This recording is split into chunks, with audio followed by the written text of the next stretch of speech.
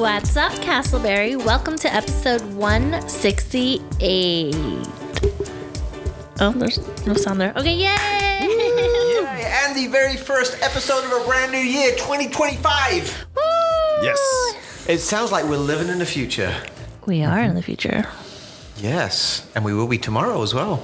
Mm-hmm. That's a profound, deep Well, thought, technically, isn't it? this episode will air in the future of this recording, so we are living in the future. Well, now we're in the past. Oh, Yes. Love that. So, Robin, do you want to It's time introduce traveling. us and send our sympathy to our missing member today? yes, Alia, I miss you so much. The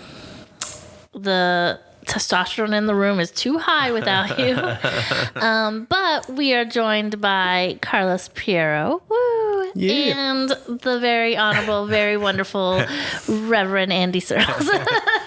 Why did you laugh when you said nice things about me? You can say nice things about me without laughing. I'm not laughing. I'm overflowing with joy to be able to introduce you. Yeah. That's what I saw. That's what okay. yeah. Maybe that's what I should have felt. All right, well, we're glad to be here. Aaliyah, please do feel better soon. We missed you today for different reasons than Robin mentioned, but we did. I mean, I and miss you do in general. Miss you. So as we kick off, what was the highlight of your holiday season?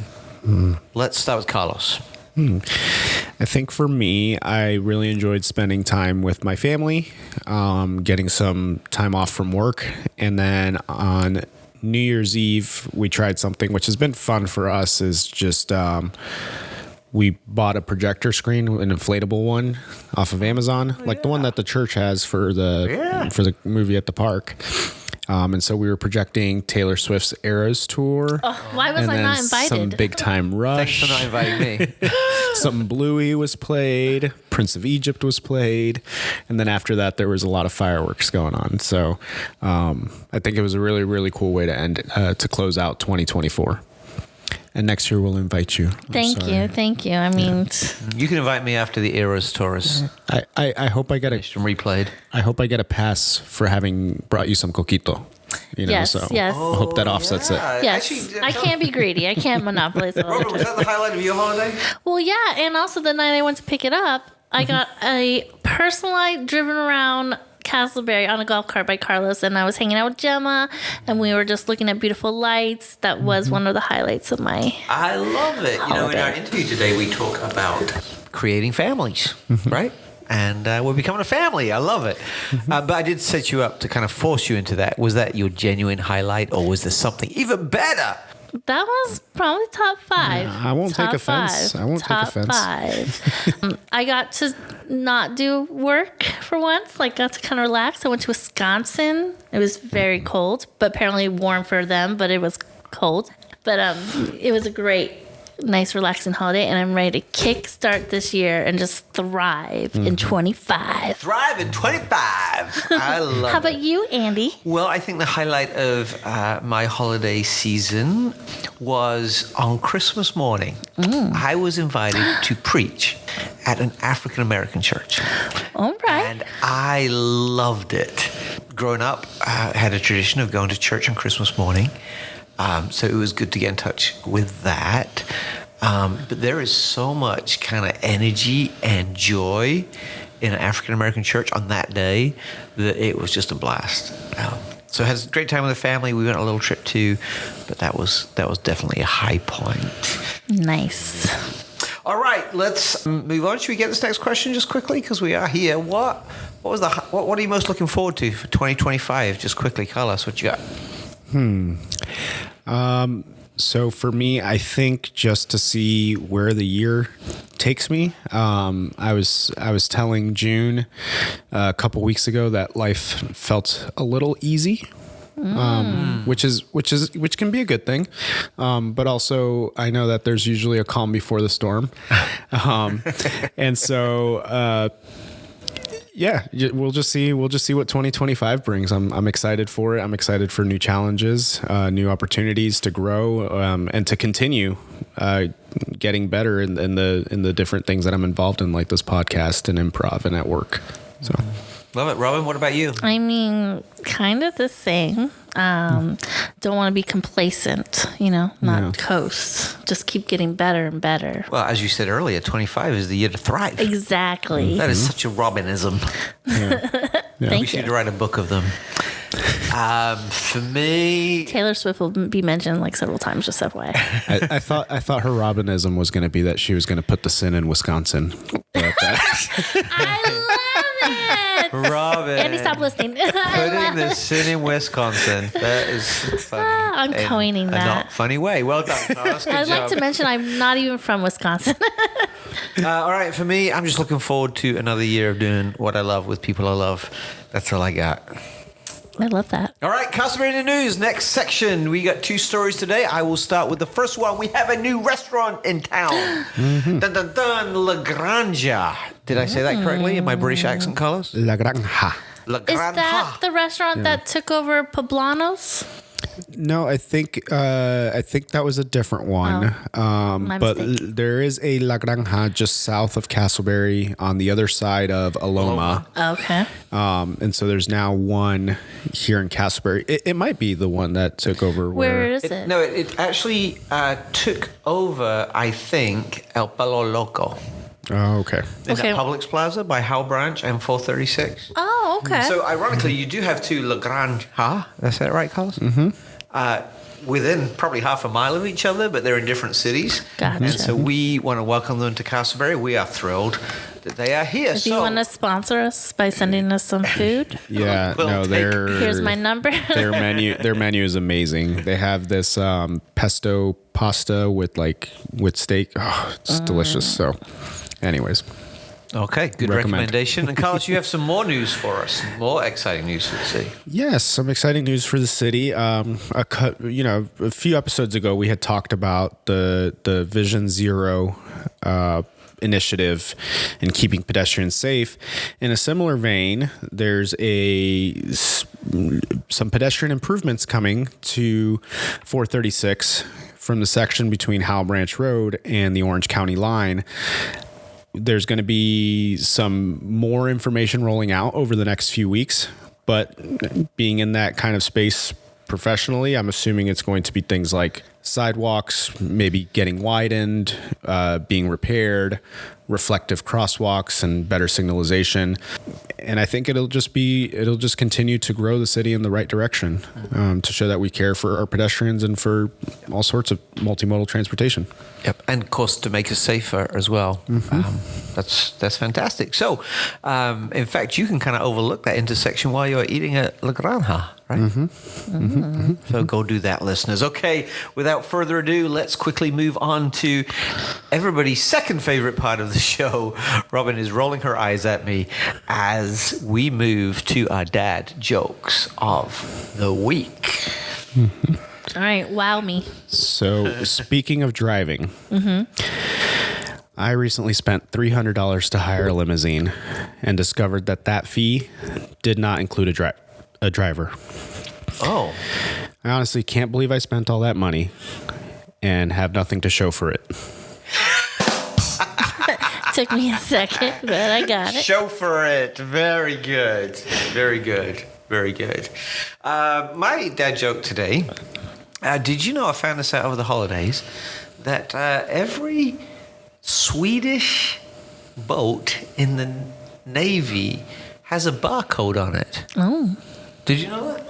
I think I did. Do you know why? So they can Scandinavian. Oh, you've heard it. I feel like we told a similar joke. I think I had that It joke. is my go-to dad It wasn't joke. Sweden. I It will was confess Norway that. or Finland or some other Maybe. Scandinavian country. All right. Do you want one that maybe you haven't heard before? Yeah. Let's go. Do you know why melons have weddings? No, why? Because they cantaloupe. There we go. All right, listener, that's it for our dad jokes of the week. You've heard the news, and we will be back in just a moment with a conversation with a very special guest. But before we go there, here's a word from our sponsor. Well, thank you, Sargeant.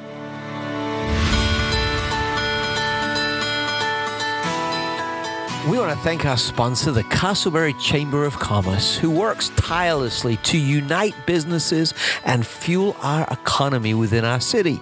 The Chamber of Commerce meets on the first Wednesday of every month at the Metro Life Church in Casselberry. We would love for you to partner with them and celebrate all the good things that they do within our community. Thank you to the Casselberry Chamber of Commerce for being the supporter of the What's Up Casselberry podcast.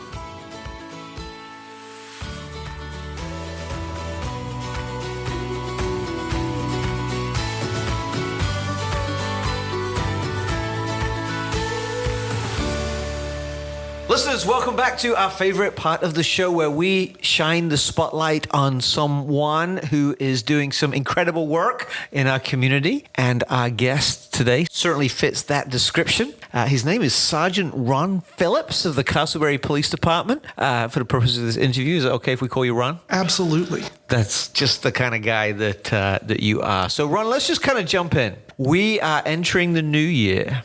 What was the best gift that you received over the holiday season? And what was the best gift that you gave over the holiday season? So, as we talked about, I was going to cancel that question out, but I said, no, you know what? We'll go ahead and do it.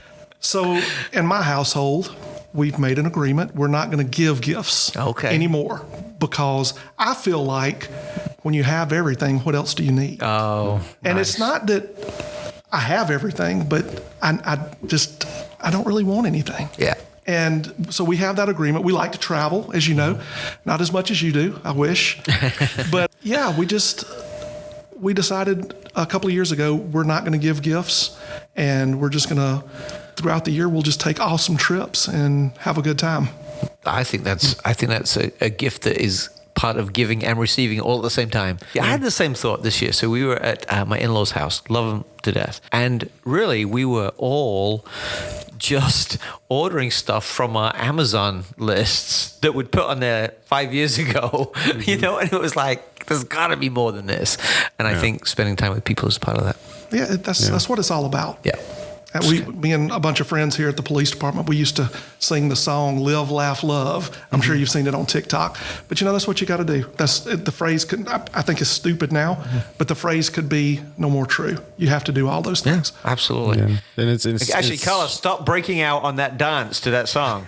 Robin's not recording this for her TikTok channel. I know. Well, I'll stop then. I was going to say, I agree with that. I think it's you even see it in media. Any movie that you watch, any Christmas movie, right? They're talking about the Christmas spirit and all that kind of stuff. But whether it's the Grinch or whether it's whatever it is, they start with this frantic scene, or there's always a frantic scene where they're at the mall and they're trying to get the gift, and it's like, it's not what it's about. Right. So that's really cool that you do that.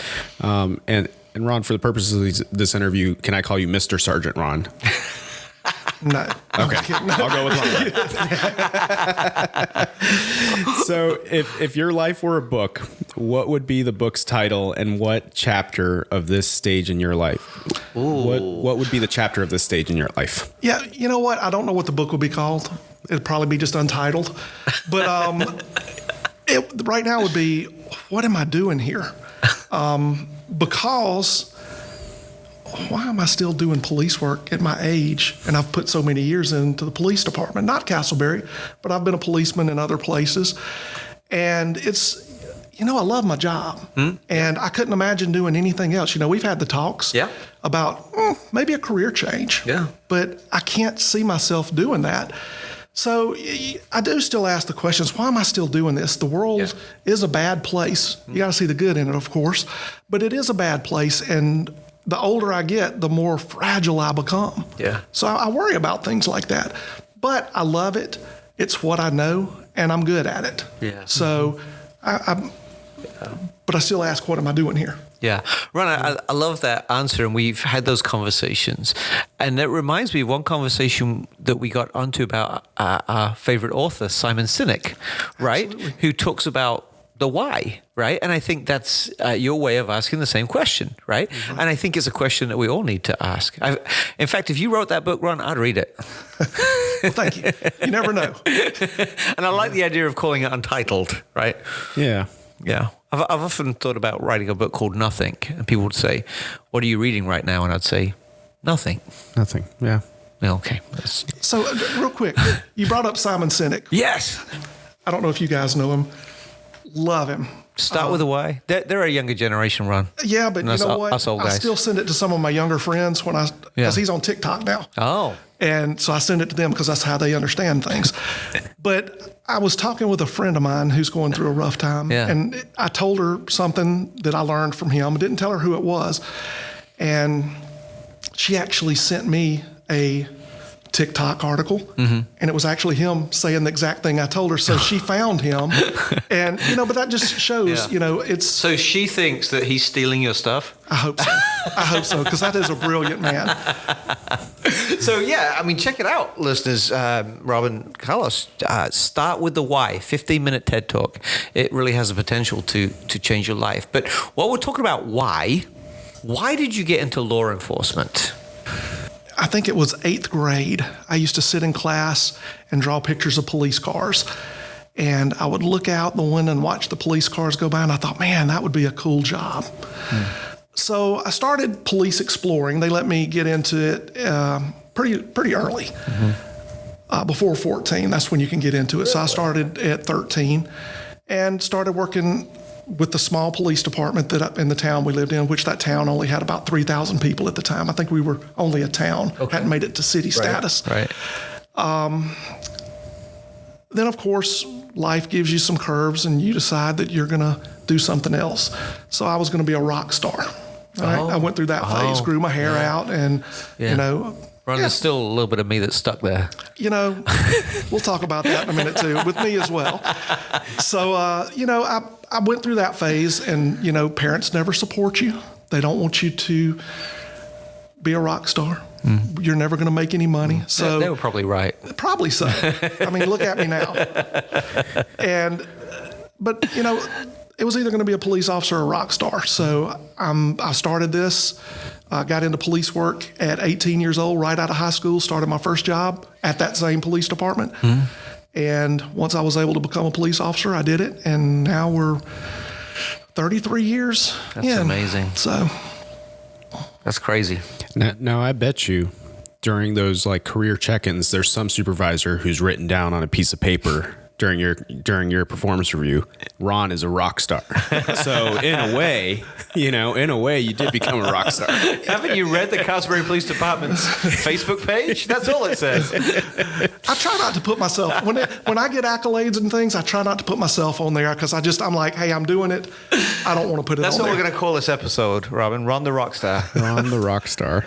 But, I'm going to tell you something, adding on to that. So being in the position of a police officer has given me the opportunity to meet some of the greatest people that I've wanted to meet, musician-wise. People that back in high school and junior high, I used to dream about getting to meet them. And I've been able to do it and pull security for them. Wow. So go on. We gotta ask. Give us your top three most famous people you met. I'm going to give you the top one because that was an easy one. Okay. It was Gene Simmons of KISS. Oh, yeah. Nice. And he's very down to earth. He's so down to earth, he licked his finger and stuck it in my ear while we were getting a picture taken. So he's a super guy. Just You fun. haven't washed your ear since, have you, Ron? I have not. And I can't hear out of this right one. So it's, but yeah, it's just a super guy, super group of people that we get to interact with. Yeah, that's so cool. That's awesome. So you mentioned you've been in law enforcement for 33 years, you said? Yes, sir. Yeah, I did kind of LinkedIn stalk you a little bit before, just so you know. But yeah, no, I saw that you have a distinguished career in law enforcement, and just wanted to know kind of what keeps you in law enforcement. Obviously, it's a rewarding career for you.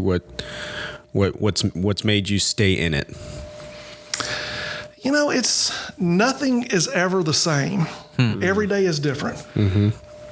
And as we, nothing. I hate to say nothing makes me madder than a person who says, "Oh, I just want to help people," because I think there's more to it than that. I think we should think about why we're doing this, and of course we help people. But why do we do it? Now I'm in training, and recruiting, community relations, and we laugh about it. We say that I do everything that's not police now. I'm out here interacting with people on good days, not seeing them at their worst. Rockstar podcasterist. So it's fun. I'm doing a different thing now, and throughout my career, I've been able to change positions and do something different. So it's always stayed fresh. Yeah. But like I said, when you get older, you're thinking, what am I doing? But I'm going to keep on doing it as long as I can. Yeah.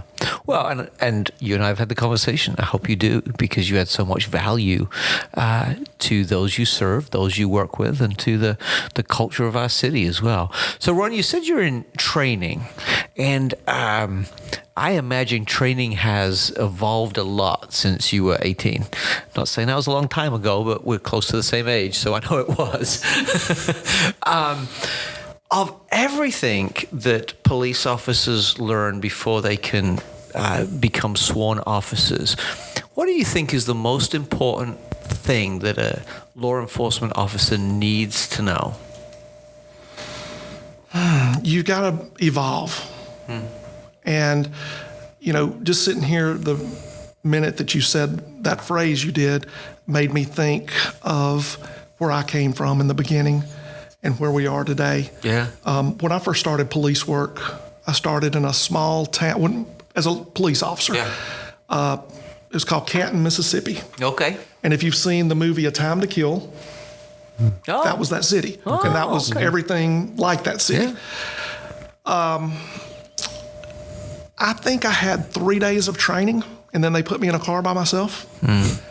Had no idea what I was doing, but I was doing the best I could. And now, how we do training, Yeah. we have 4 weeks, maybe 5 weeks in-house, learning policies, Yeah. learning procedures, how we do things around here. And then you have, about 12 weeks on the road with a field training officer. So you're getting so much training. However, you have to be able to evolve, because now we're dealing with a different generation of people. We have to learn how to train those people. And it's just an evolving career. Yeah. That's a great word for it, isn't it? Yeah. Yeah, and I've even gone back to more training after my first field training school that I went to, field training officer school, to learn how to deal with different generational changes. Yeah. Because it's important. Yeah. We have to keep up with what they know. Yeah. They are this computer age, Yeah. and we're not. Yeah. Yeah. We're learning. Yeah. But yeah, you have to be willing to evolve, and these days it's going fast. Yeah. Well, we were talking about some of the stuff you mentioned. You talked about the possibility of kind of going back to school, right? And here you are, starting off with a 3-day training. You've already got master's degree, if not 2. And am I right? I've got one. Got one. But you want to keep growing and keep evolving. And I think that's so important, right? As soon as we settle, we start to move backwards. Right. I never thought of getting any type of education, because in the early days in Mississippi, when I started junior college right out of high school. That's what they called it back then. Yeah. And I remember I was in class and I was thinking, you don't need education to be a cop. So I dropped out. And then moving to Florida, I think I was 45 years old. And I thought, you know what? I would like to have an education, because that's something no one can take away from you. Yeah. And I did start going back to school. Yeah. I got my associate's degree, went in to get my bachelor's degree, and then COVID hit. And I just decided to go on and get my master's degree. So I think at 50, I got my master's degree. That's awesome. And it was fun. Yeah. When you get older, it's different. And we appreciate things a little more. Yeah. And it gave me an excuse not to go out, because people would call and I could be a hermit and say, oh, I've got homework to do tonight. We have similar personalities. So it worked out great. Now I don't have excuses. So with the Community Relationships Department, can you tell us what the purpose of it is, why it's essential, and what are some activities you host are? So community relations is more of an outreach to the community. It's, like I said, I hate saying it, but it's everything that's not police. But it is. We get to go out, and it's more of a fun time with the community. It's more of, hey, this is who we are. we're here for you, and we welcome you into our house. Welcome us into your house.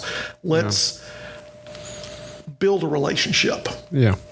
So we do community events. We do the National Night Out.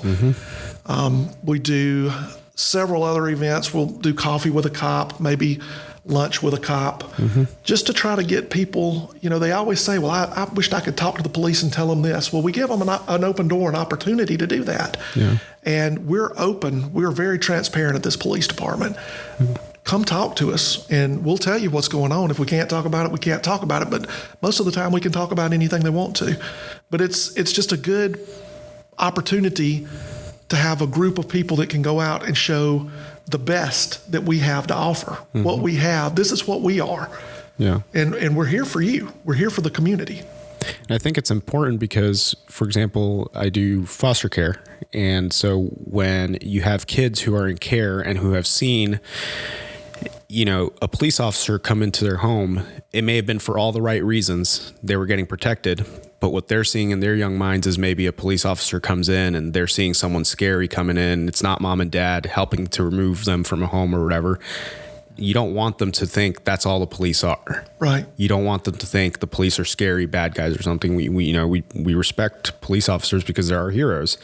And so I think having those engagement opportunities like the National Night Out is really important. I think for me, because when we've had to receive visits from the police department at our house when we've had foster placements, and it's helped normalize it and say, oh no, it's just a police officer. They're just checking in. They're just here to say hi or whatever. It doesn't make them, scared. Because again, you don't know what situation a child has gone through that they may be a little bit hesitant. And I think it's great. I think it's great that y'all do that. You've never called a policeman over just to say hi, though, have you?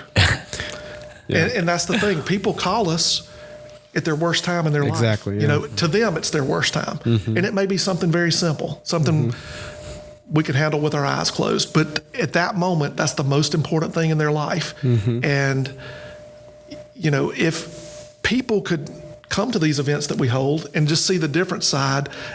And I'm not saying that's going to be an unpleasant experience with the police, but just in a different scenario. No, yeah. To where we can, have a pleasant conversation. Yeah. And we don't have to worry about anything. We can drink a milkshake together. Talk about a ball game. Talk about something else in the community. Just seeing the personal side of each other rather than the moment that they were having a crisis or something like that. Yeah. Yeah.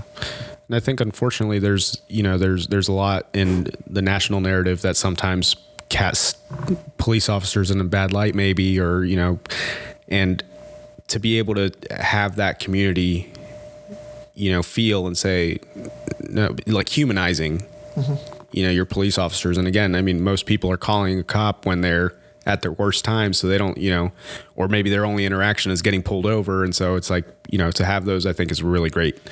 It's a big deal. I think it's impressive that the police department, the Casselberry Police Department, goes through so many lengths to reach out to the community.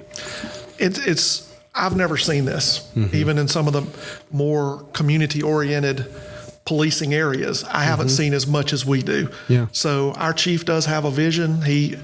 My captain, who's over this bureau that we have, he has a vision, and we want to live up to it and make sure that we're represented good. And it gives us satisfaction as well to get out and get so much positive feedback that we do. I love it. It kind of puts you on the front foot rather than the back foot, right? And so much of police work is responding. But if you're responding without relationship, it gets harder to respond well. And so love all you do. So we've spoken about training a little bit. We've spoken about community relations. The other part of your position in this bureau is recruiting. And, again, national narrative, we read about how hard it is to recruit for law enforcement. But what makes Casselberry an attractive proposition for an aspiring law enforcement officer? You could hear all kind of things, but I'm going to put it out to you. We do have a family atmosphere. Yes. I think you know that. Yeah. Some people may not see it. They just haven't been here long enough. This department just like several of the departments around in the local area, our whole administration knows what's going on in people's lives. If you have a death in your family or you have a child, our chief's going to call you, and he's going to make sure that everything's okay. If you need anything, all you have to do is ask. Our whole group of supervisors, we do that. We want to make sure our people are taken care of, mental health wise, physically.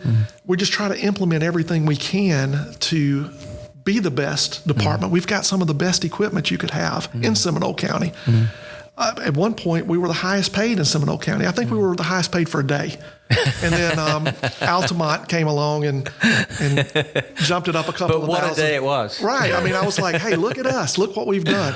But, that's everybody getting on the same page. Everybody wanted us to be there. And you know what? I have a belief that we'll be there again sooner than later, because I know that people are working behind the scenes to make things happen, and they want us to be the premier agency. We've got a great building. We've got great staff. It's a great department. Yeah. But everywhere's got their problems. Sure. Everywhere. Well, you use the example of a family, right? Right. And we all belong to families. We want to be part of a family. There's a safety and a warmth and a protection and a support being part of a family. But I haven't met a family yet that doesn't have any problems, Ron. Absolutely. We squabble. And we have people that may not like somebody, but we're still going to get along. Yeah. And we're still going to be there for everybody. Yeah. You have to do that. And that's exactly what families do. Yeah. So, and for me, and again, we're in similar stages of life. How would you describe our stage of life, Ron? The prime. Upper 20s? What are you? 29 and holding. Quality becomes a really important thing, right? Yes. I love that we're competitive on the salary. I love that we're competitive on, the building, the facility, the equipment. But that X factor of being cared for and part of a family, that's significant. And I agree. You have a very different perspective than I do. And sometimes I stick my head behind these walls, but I see a pretty healthy culture. Right. And that makes a big difference. Yeah, and if the thing is, if people are feeling some kind of way, just talk to one of your coworkers. We'll bring you back. We have people that make drastic decisions. They want to leave the department because the grass looks greener, and we know why the grass looks greener. Yeah, right. But everywhere has problems. You're going to deal with another problem. It may not be what you're dealing with here. Yeah. Stick it out. Yeah. Get your time in here. Learn as much as you can. But if you're going to go somewhere to Orlando. Go somewhere big that you can do big things. Don't go to another smaller agency. Yeah. But we don't want to lose anybody. Yeah. We love who we love our people here. Yeah. That's good. And I mean, what I hear you say in that is we want everybody to become the best version of themselves, right? Keep growing, keep learning. And if there's an opportunity, if it's going to make you better, go for it. But don't settle for less. I love that. Absolutely. Yeah. So, Ron, if you had a megaphone for 30 seconds and could address all of the people in Casselberry and Seminole County from your vantage point as a police officer, what would you want to tell people? I know that's a lot of pressure. That is a lot of pressure. We'll start the timer now. And that's one that I got hung up on when I was looking at the questions. I really don't know. I run the Facebook here, so I get everything I want to say out most of the time. But this Casselberry is a good place. When I'm just going to give you a story, I'm not going to answer your question because I just don't know. I moved to Florida for the second time in 2013. And Casselberry was the first place I applied because it reminds me of my home, where I'm from in Mississippi. And I got turned down. So I went to a neighboring department. I wasn't a good fit for that department. They were more uppity, you can say. And that's just not my type of people. I'm used to dealing with working folks, middle-class people, hardworking people. So I applied again for Casselberry, and they picked me up that time. So I think that speaks volumes that you got turned down. You tried it again. You know, they didn't see something in me that first time, but the second time, obviously they did. They might have looked at my history a little bit more and seen that I had something to offer. I would hope that's what they did. But, you know, I've been very successful at this department. I love it. The city's been good to me. We've got a great city. It's just a great community. Yeah, that's. So I don't know what I'm going to say out loud because Well, I think what I hear is you're encouraging people. Yeah, right. This is a good place. Yeah, I mean, it's you know, come to Casselberry. Right. I don't know. That's Come to Casselberry. Well, I'm glad they took a second chance on you, Ron. That has paid off many times over. All right, we're coming to the end of our conversation. Just a couple of quick questions. What are you most looking forward to in 2025? So it's a blank canvas. It is. It's a new year.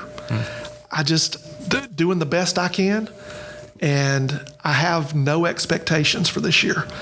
It's just trying to get out and work-wise do a fantastic job. Want to get people hired here at the police department. Want to live my best life at home. Hope to do a little more traveling this year. But it's if I don't go in with so many expectations, then I won't be disappointed that I didn't do something. That's right. And everything that happens is a plus. Right. Yep. I'm very fortunate to be where I am and have done the things I have. A lot of people don't get the opportunity like some of us do. Yeah. And starting the new year, I was just like, you know, I'm so fortunate to be here. I'm so fortunate to be where I am with my lifestyle, and life is good. So anything that happens this year is just going to be great, as long as it's good. I hope nothing bad happens. Yeah. Well, we never know that either. That's true. Yeah. That's true. Yeah. Well, Ron, a final question, as we thank you for your time. Maybe someone has listened and said, hey, I'd love to invite you for a coffee, or I'd love to find out more about the agency and how I can be involved. I'd love to consider a career in law enforcement. Who knows who's listening? How can they contact you? How can they get in touch with you? So you can get in touch with me several ways. Facebook, that's the easy way to get in touch with me. Just go to Casselberry Police Department on Facebook. You can reach me at email, rphillips, rphillips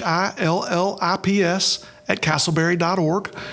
Or you can call me, 407-262-7616, extension 1051. I thought that was your cell phone number you were giving out for a minute, Ron. No. That's great. Well, we've got to wrap up, listeners. Ron, thank you so much for your time. Thank you for having me. That you are doing some incredible things and you work long hours. And for you to spend some time, not just with us, but talking with the folks of Casselberry means so much. So sincerely, thank you for your time. But beyond that, thank you for all that you do to serve our city, to make it safer and to make it greater too. So we're very grateful. Thank you so much. Ron Phillips, for that really insightful conversation with you about our Casselberry Police Department, about the training that's involved, and about the community relations portion of it. We really appreciate you taking the time here to be with us today. Now, moving on, listener, to an inspirational moment before we close out. This quote comes from Thomas Jefferson. I like the dreams of the future better than the history of the past. I'll repeat that. I like the dreams of the future better than the history of the past. As we move into 2025, we hope that you are able to dream of your better future and accomplish your goals. Thank you, Carlos, and thank you, listener, for listening to another episode of the What's Up Casselberry podcast. This podcast is hosted by Carlos Piero, Andy Searles, and produced by Robin. For more information, please visit us at whatsupcasselberry.com. And until next time, have a great week.